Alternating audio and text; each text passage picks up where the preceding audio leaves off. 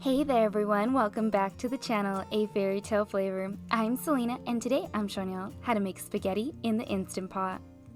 This 15-minute Instant Pot spaghetti recipe is one of the best Instant Pot recipes for a fast family dinner.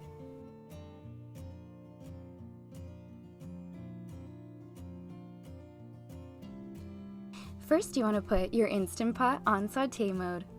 Once heated, add in 1 tablespoon of olive oil and 1 pound of ground beef.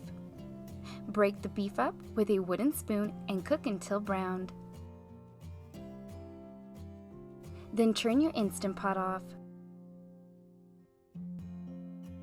Now add in 1 teaspoon of Italian seasoning, 1/4 teaspoon of pepper, half a teaspoon of salt, half a teaspoon of garlic powder and onion powder, and 2 cups of water. Then stir to combine, scraping up any brown bits from the bottom of the pot. You're going to need 8 ounces of spaghetti noodles, and you want to break them in half and lay them in the pot in about 5 parts, with each part laying in different directions. This will prevent the spaghetti from sticking together. If you're new to my channel, welcome. Please hit that red subscribe button. I post new recipes every week. Then pour 24 ounces of your favorite marinara sauce over the spaghetti and do not stir. Seal your Instant Pot and cook on manual for 7 minutes. If you're using whole wheat spaghetti, cook on manual for 5 minutes. Once finished, carefully do a quick release.